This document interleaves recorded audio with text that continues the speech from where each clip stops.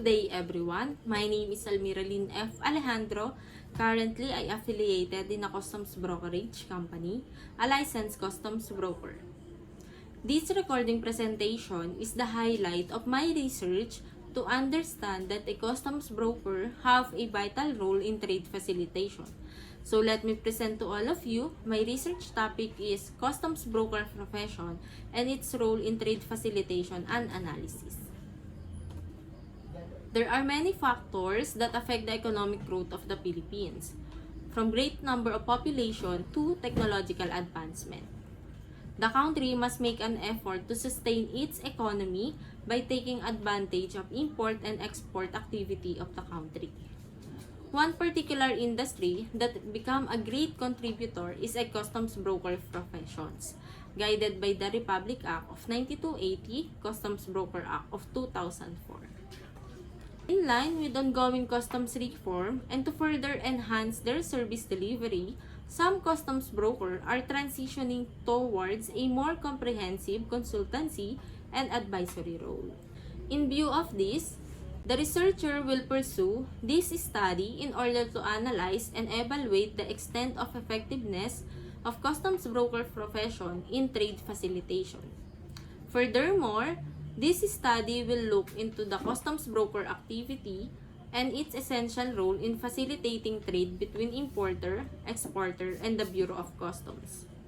Next is background of the study. This background of the study is a part of a research problem. First is, what is a customs broker?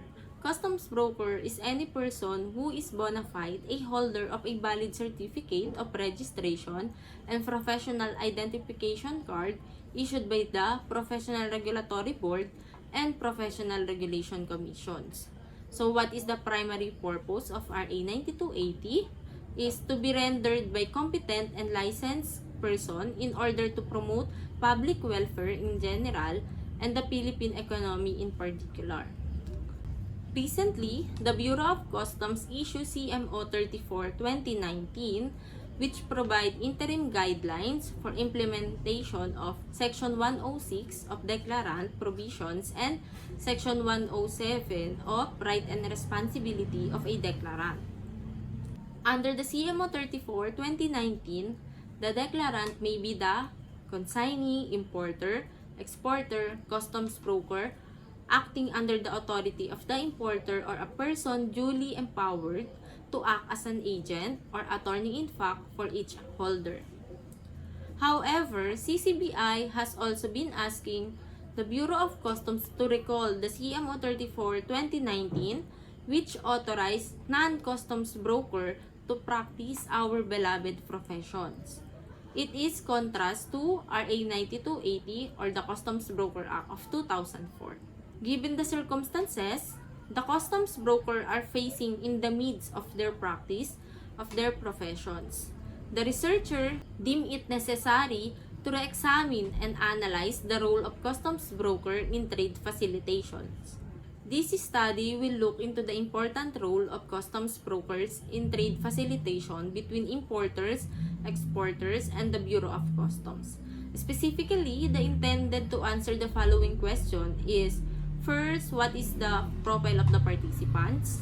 Second, how effective is the role of customs broker in trade facilitation in terms of procedures, business mobility, and electronic commerce? Third, how satisfied are the respondents in the performance of the customs broker in trade facilitations? Fourth, is there a significant differences in the respondent assessment of the effectiveness of the role of customs broker in trade facilitation when grouped according to their profile? Fifth, is there a significant difference in the respondent satisfaction on performance of the customs broker in trade facilitation? 6. What plan of action can be proposed to enhance the performance of the role of customs broker in trade facilitation?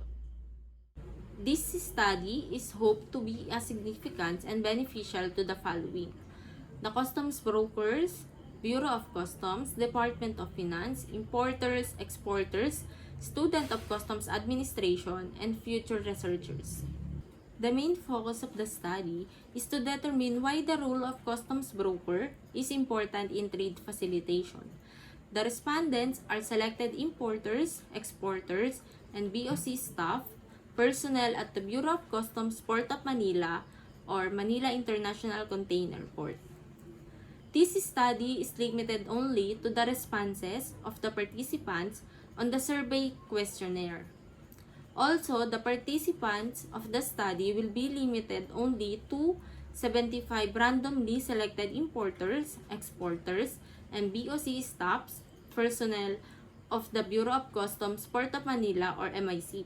The related literature and study for customs broker is Attorney Carlos, RA 9280, Attorney Larcia, Department of Finance, and for the customs broker in trades facilitation is WTO 1998, Tabirara, Yinlukin, Asia Pacific Economic Cooperation, Lanto, and Almonte.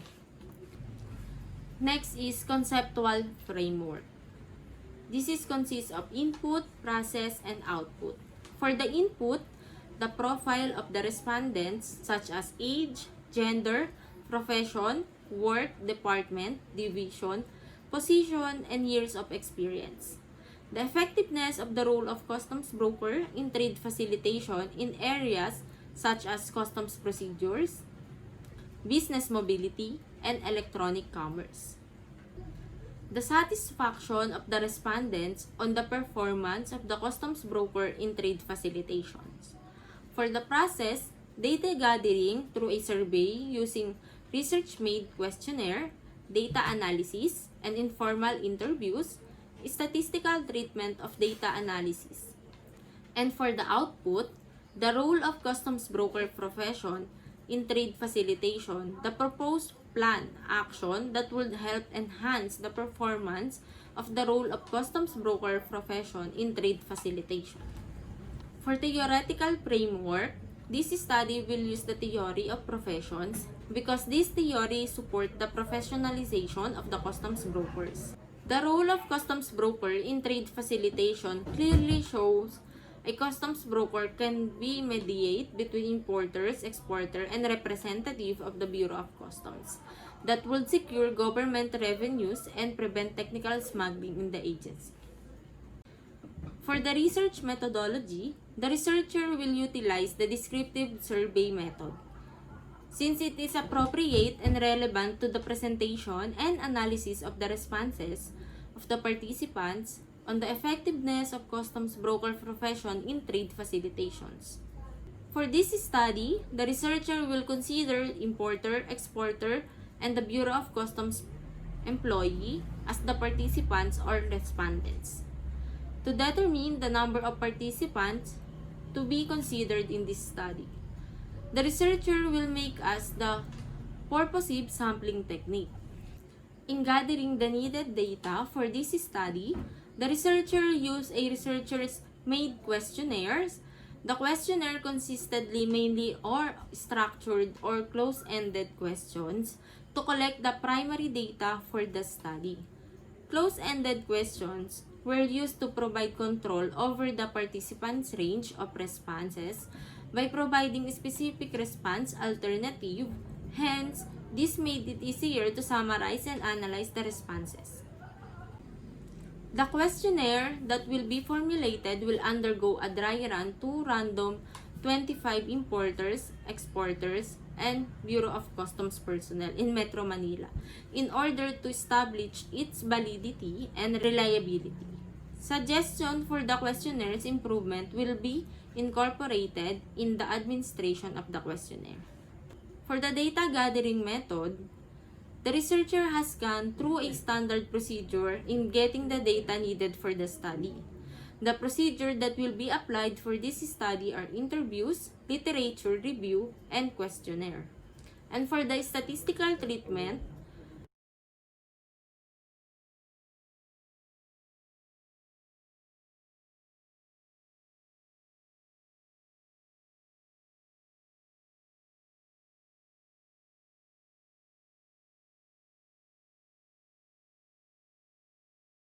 that's all, and thank you for listening.